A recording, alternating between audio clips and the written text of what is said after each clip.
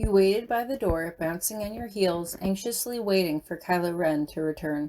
You honestly couldn't remember the last time you were this excited about anything. You remembered what it had been like packing at your academia with Sadie, anxiously trying to figure out what to bring on your 6-month excursion to the Starkiller Base, both of you chatting nonstop about what you expected it to be like. Unfortunately, life hadn't been like you had expected. At all. If someone told you after your first week here that you would be sharing a bed with Kylo Ren in his private room every night before your 6 months here were up, you would have laughed in their face. However, if someone had warned you that B and C and Tara would all be dead and all of your friends would be prisoners on the Starkiller Base, you wouldn't have laughed. You probably would have believed it. But would you have done anything about it? It was just one of those stupid hypotheticals your brain couldn't stop pondering. What could you have done about it, honestly? No one had told you anything. No one had given you any warning. No one could see the future, and so you were just going to have to take this one step at a time. And right now, the first step was clear. Find Sadie. The door opens, and you anxiously jump to your feet as Kylo Ren walks through. Are you ready? He asks through the voice distortion. He pulls off his helmet to get a better look at you, and you nod, grabbing his head in both hands as you reach up on your tiptoes to press your lips against his in a firm kiss. Thank you, you say again. You're not going to thank me if you get caught, he mutters, slipping the helmet back over his head again. For some reason, you're not even fazed by the gravelly distortion as he says, Let's go. As you walk through the corridors, you walk in step with Kylo, matching his stride, doing your best to look as menacing and indomitable as he is. Stormtroopers literally jump to the side as they avoid you, and you can't help but let a smirk pull at the corners of your lips. You had to admit there was a certain cool factor that came along with being feared. Should we expect any complications? You ask firmly, keeping your eyes locked straight ahead. Kylo turns his head towards you slightly, but you can't imagine that he could see you very well through that narrow slit in his helmet. Phasma should keep him preoccupied for a little while, he says, his voice quieter than usual.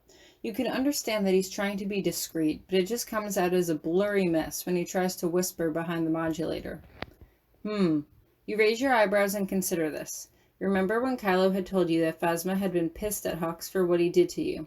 You want to ask him if you can see her, if she could stop by and visit you every now and again. You assumed that she was probably extremely busy, but this was neither the time nor the place to discuss this. It doesn't take long to walk to Hux's chamber, and you figure that this is probably where the elite of the First Order have their quarters. There's a stormtrooper guarding the door, and Kylo wastes no time. Leave, he commands, and the stormtrooper takes off running in the other direction. At first you're confused, impressed, and hell, even a little turned on at his authority, but then another thought hits you. That's it, you ask? What if he comes back? Or tells Hux? Better make it quick then, he says. Wait, you freeze. You hadn't really discussed a plan. What about you? Aren't you coming with? I don't think that would help matters, he says, and you tilt your head to the side and consider this. You knew Kylo had used his mind probe on her at least once, and there was no reason to spook her more than she already probably was. Besides, we can't rescue her today. I need more time to plan. First, we need to know that she's in there. Seriously? You hiss, suddenly wishing that this was something you had known previously. You had half expected to just go in, guns blazing, grab Sadie, stuff her in a stormtrooper suit, and then just send her back home. Okay, fine. You breathe out. Thanks. Be careful, he says, and you steady yourself before you open the door. It's locked. Shit, you curse under your breath. Shit, Kylo, it's locked. He holds up his hand and you can hear a click as he uses the Force to unlock the door. Oh, show off, you mutter good-naturedly. You turn to look at him and you're not sure how you know, but you can tell he's smirking beneath the mask. Be careful, he repeats, but you just roll your eyes. It's just Sadie, you tell him. You don't know how long she's been locked in there for, Kylo says quietly. You have no idea what he's been doing to her. It's Sadie, you tell him. She's fine. She can hold her own. But suddenly, you're not so sure. You turn and push the door open and step inside the room, letting the door close quietly behind you. You walk down a short tiled hallway into a large room. A very large room. Holy shit, you whisper as you take in the expansive area around you. You had thought that Kylo's furnishings were nice, but this was on another level. The room had to be at least 2 stories high. The walls were white, the tiles were white, and large windows stretched the expanse of the room, showing off an exquisite view of the snowy mountain peaks outside. There was a large purple rug in the middle of the floor, where white couches with purple cushions were neatly arranged around it. A mirror stretched along one side of the wall, complete with ornate gilded trim, and you can't help but catch your reflection in the clean glass. Man, what did Kylo see in you? Your hair was under control, but your clothes suddenly looked 2 sizes too big. Even your eyes were darker and had an almost sunken look to them. And had your cheekbones always been this apparent?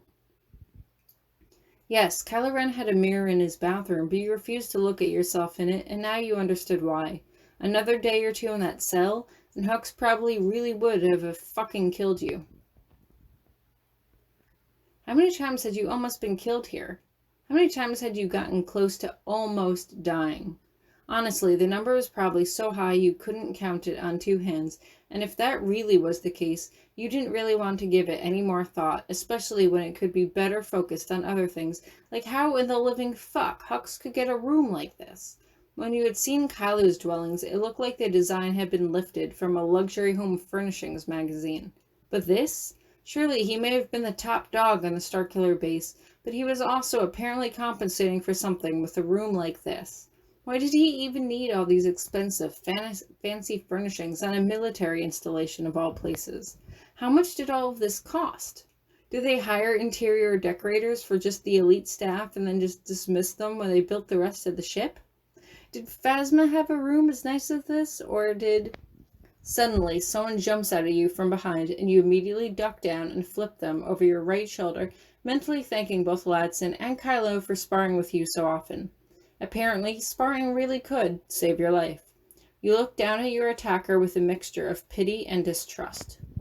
Your assailant just lies on the tile floor like they don't have the energy to move.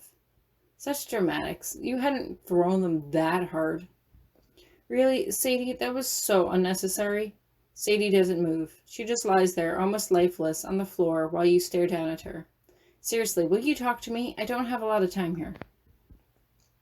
Sadie just lies there and you're not quite sure what to do. In one swift motion, you drop down to the floor in front of her. Sadie, talk to me. Aren't you relieved to see that I'm not dead? Bee's dead, Sadie murmurs, and you have to look away from her. It wasn't so much knowing Kylo did it as knowing that she was there to watch Kylo did it. You couldn't imagine what it must have been like, nor did you really want to. I know, you say softly. Tara's dead too. Good. There's a resounding smack as you hit her arm much harder than you should have. There is anger coursing through you now, both due to her circumstances and her flip attitude towards Taro. If you had been standing, you might have kicked her. Better control that temper, Sadie sneers. You've never heard that tone from her before. Or you're going to end up just like your boyfriend. He's not my... You quickly stop yourself. This is not the conversation you need to be having. We're here to help you escape. I came by to work out a plan, and then he's going to help get you out of here. Oh, is that what you're going to do? Sadie asks, rolling over to look at you. You suddenly see that the side of her face closest to the floor is bruised, a purple ring that surrounds her eye and radiates outwards. It suddenly occurs to you that there are probably more bruises in places you can't see. You close your eyes, trying to push the mental image away, while she keeps talking. Did the guilt finally get the better of you? Guilt? Your eyes fly open as you look down at her. What guilt? I didn't do this. B and C set this whole thing up, and now they're dead. I'm a prisoner here, just like you. Prisoner? She scoffs. Yeah, I'm so sure. She shakes her head. You remember when we had that fight? The very last time I spoke to you? Ren came to my room a few nights after that. You can't meet her eyes. You knew what was coming, but there was nothing you could say. He knocked on the door and I don't know why I opened it, and he was standing there. I tried to close the door on him, but he lifted me into the air with his hand. Not with his fist, just with his hand, without touching me, and then he came over. She shakes her head violently from side to side. The pain was so intense I blacked out. I woke up in that cell with you and everyone else. Sadie, you say quietly. They took you away, she murmurs. I thought you were dead. And then they brought us all into a big room and questioned us. Well, not C. He couldn't get up, so they just left him there. We didn't know where you were. We thought Ren had gotten mad and killed you. B was raving mad, cursing Ren out, refusing to tell him anything. He was saying something about how we should never have left you with a monster like Ren when he took his lightsaber and... Sadie closes her eyes. I think I fainted after that. When I woke up, Ren was gone.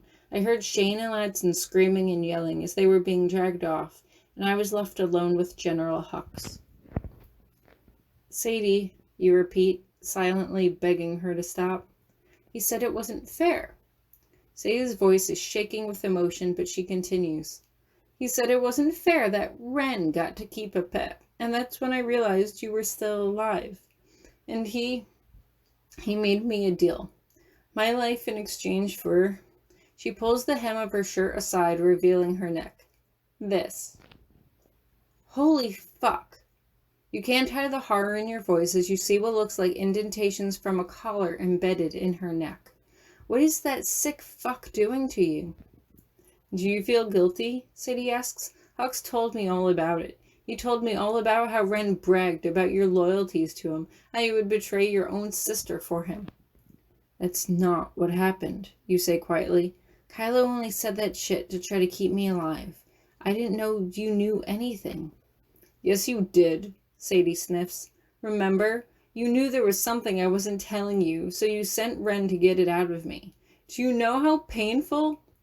I do, you say firmly. You know I do. He's been in my head more than once. I know how much it hurts. Maybe, Sadie says, like she doesn't really believe you.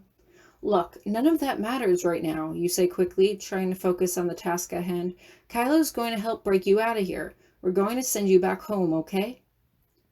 Just me? Sadie asks skeptically. You're first, you tell her. Shane and Ladson are still around here somewhere. Guilt, she shakes her head. There's no other reason for you to play at being the big hero trying to save everyone. I'm not trying to be a hero, you tell her, trying to be as patient with her as you possibly can. But I'm in the best position to help the others right now. Are you? Sadie asks, rolling over to really look at you. You look as bad as I do, minus the bruises. Hux told me what Ren did to you. Did to... How he locked you up? Sadie asks. Threw you in that cell? Almost starved you to death? He warned me that he would do the same thing to me if I decided to be uncooperative. That wasn't Kylo, you whisper harshly. That was Hux. Hux fed me the same bullshit, trying to turn me against Kylo, but that wasn't true. Kylo was away all week. He only found out that I was gone when he came back, and he rescued me immediately. Well, isn't that convenient timing, Sadie mutters. For a moment, your armor cracks just a little bit, but you don't give in. Hux has told me all about Ren. He told me all about the horrible things that he's done. Did you know that when he was only... I don't want to hear it, you say quickly. Sadie catches your eye and you look away. Not again. Kylo told me once and I don't want to hear it again. You're such a terrible liar, Sadie says. Really? After all this time, you're really such a bad liar? I'm not as good as you, but I'm good enough to stay alive, you say quickly. Look, we don't have a lot of time here, but Kylo... Do you really believe that? Sadie asks. Do you really believe that Ren is going to just break me out of here out of the goodness of his heart? No, he's doing it for me, you tell her.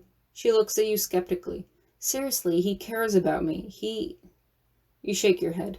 Remember what you told me? Evil people can still be tempted by love.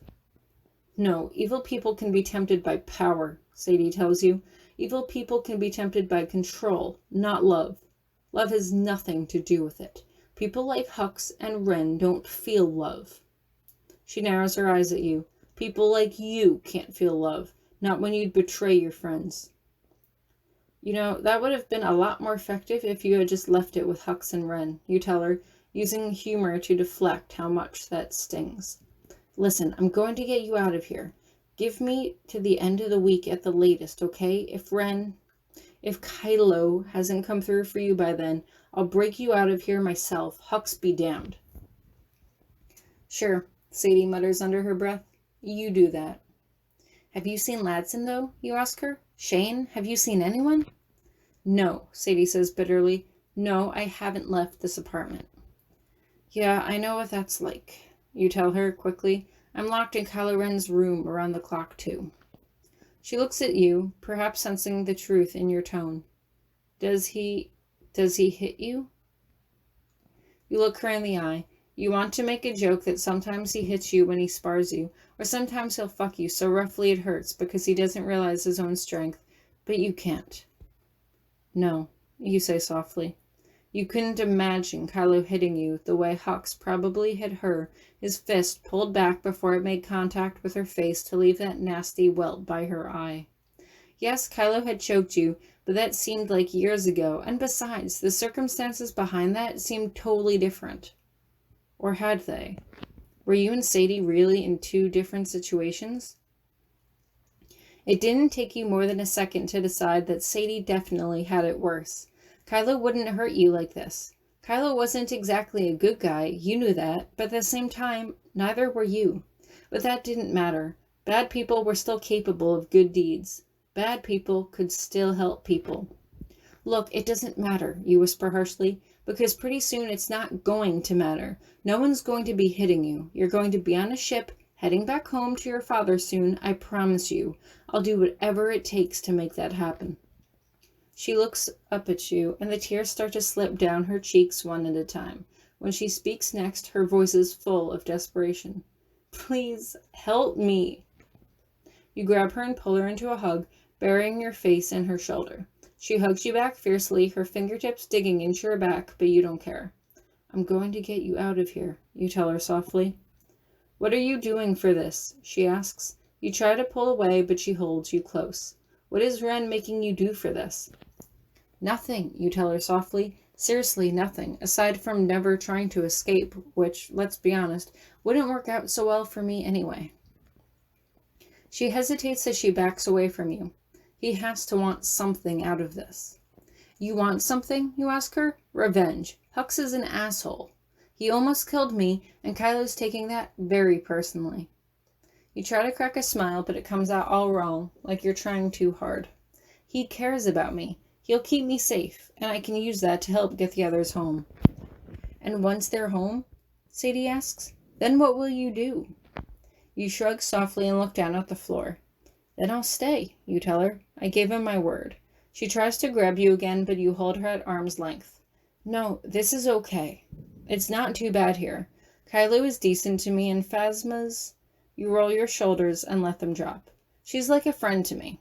I may make other friends here too, and if I stay on my best behavior, Kylo may let me out. I can't be an interpreter here, but maybe I can do something else worthwhile.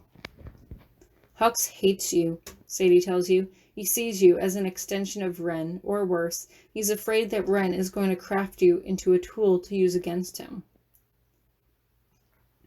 Hux can't hurt me, you tell her, more to assuage her fears than anything else. And Kylo isn't using me for anything. A person like Hux can't understand him. Hux only sees things in black and white, right? He only deals in absolutes.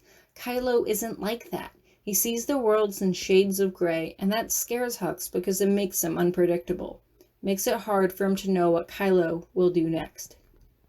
What if he finds out? Sadie asks quietly.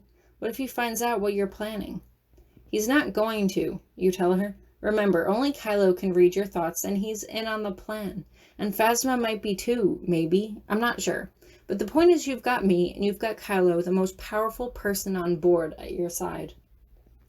Sadie shakes her head like she's still not sure. Hey, he's not going to find out, okay? You tell her.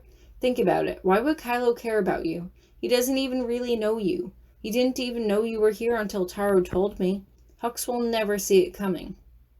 He'll see it coming after I'm gone, she says softly, and then he's going to try to take it out on you.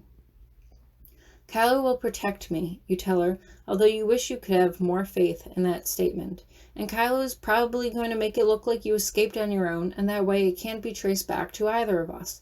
Hux can suspect all he wants, but he can't confirm anything. You think you hear a door shut from somewhere in the distance and quickly get to your feet. I need to go. Just take care of yourself, okay, Sadie? By the end of the week, you'll be headed home. I promise. Kylo won't make me a liar. Don't leave me, Sadie whispers, grabbing onto her leg. Sadie. You bend down and kiss her forehead gently. Be strong, okay? I need you to be strong. Just for one more week. You have been doing so well so far. Just don't let Hux suspect anything, and you'll be home in a few days, okay? Sadie nods her head rapidly. I don't know when we'll see each other again, but I love you, okay? Remember that, and take care of yourself. You suddenly feel like there's so much more you want to say to her, but there isn't time. You don't know when you'll see her again. You may never see her again. I love you too, Sadie whispers, holding back tears as she releases your leg. You're about to walk away when Sadie calls your name again. LN2829. LN2829, you repeat blankly, spinning around to face her. I overheard part of a conversation Hux was having about a difficult... Sadie shakes her head. I didn't think anything of it at first, but LN? Could it be Ladson? The first and last letter of his first name? See, I always knew you were the smart one. You wink at her. Thanks for the lead. You give a little wave and quickly head out the door. Kylo's not there, but the stormtrooper that had been guarding the door before is. You take a deep breath and try to make yourself seem tall as possible. Don't tell anyone we were here, you tell him, especially not Hux. If you do, Kylo Ren... You think Hux talks to me? The stormtrooper asks. He has a pretty strong accent, but you can't place it. You think he stops by and says, Hey, how was your day? You think he stops to make idle chit-chat and asks if anything exciting happened today? You think... Point taken, you say quickly, then, trying to be friendly. Did anything exciting happen today? Yeah, I took a piss, he snaps. Now get the fuck back to Ren's room before I have to escort you there myself. Your fingers snap to your forehead as you salute him. At ease, soldier. With that, you quickly turn around and scamper back towards Kylo's room.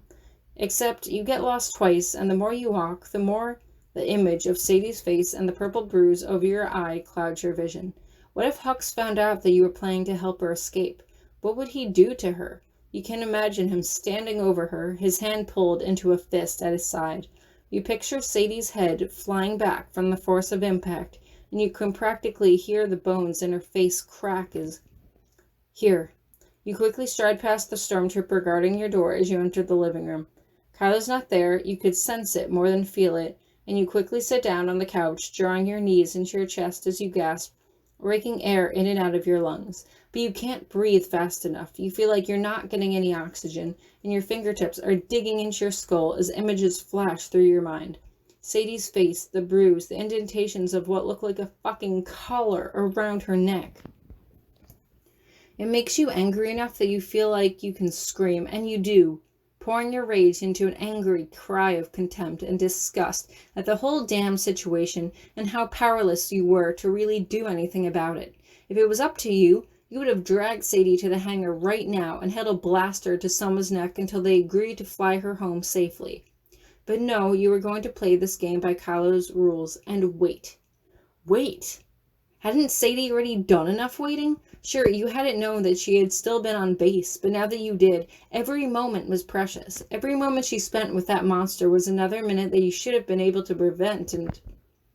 You look up to see the stormtrooper that had been guarding your door standing awkwardly in front of you, like he wasn't quite sure if you were in pain or in agony or what. Without even thinking, you hold up your hand like Kylo does when he is about to force choke someone, and the stormtrooper almost slips and falls on his face in his desperate hurry to leave the room. You sigh and close your eyes. Maybe it was better if you didn't have as much power as Kylo did with the Force. Yes, it would help you save Sadie, but you were also too emotionally volatile right now, and how many innocent troopers would you have killed in the process of trying to get her out of here? Suddenly, something from one of your interpreting sessions jumps out at you from the depths of your mind. You remembered how most of the troopers who patrolled the base or were assigned to menial tasks were the ones who had been seriously injured or declared unfit for battle, which is why they were running around the base here instead of going out on missions or other combat assignments. You wondered if they liked it here any better than you did, or if this was just the only life they had ever known, working for the First Order. Maybe they were prisoners here as much as you were, but without knowing quite where to go, they decided to just do the best they could and stay and make the most of it. It would certainly explain that one guard's reaction to you. If he didn't want to be here, yet where was he going to go?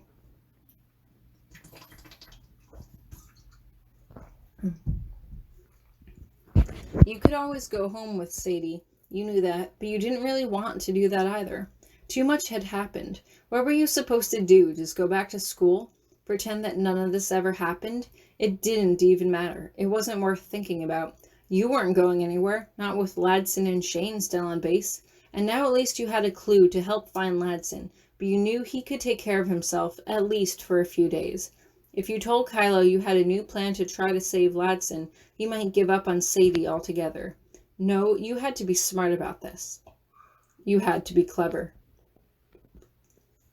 That evening, you thanked the stormtrooper who brought you food, being as polite and as courteous as possible, but you couldn't help but notice that he still scampered out of the room like a dog with its tail between its legs.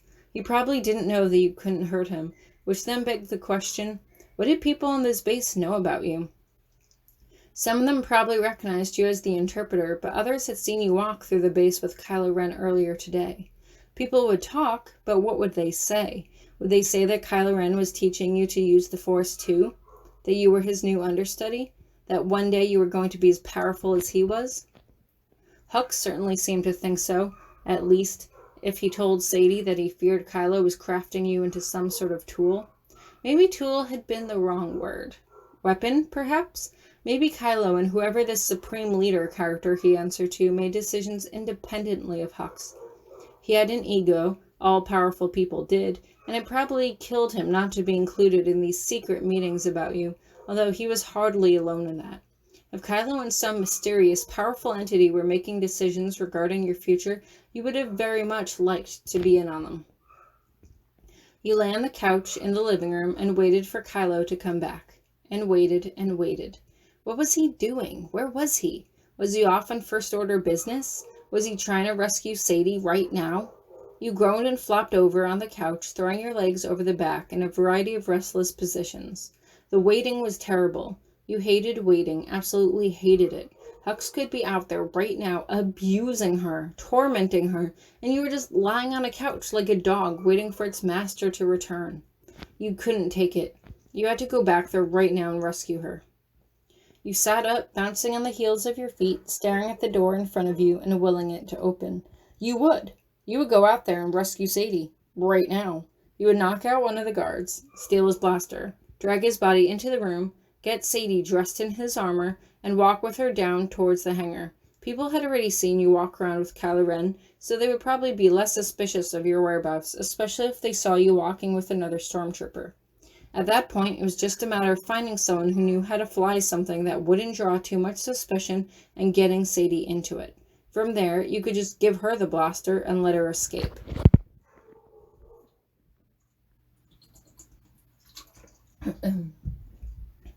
There was only one problem with that. Actually, there were multiple problems. What if you weren't strong enough to knock out the stormtrooper? What if you went into Hux's room and he was actually there with her? Would he be able to take you in a fight?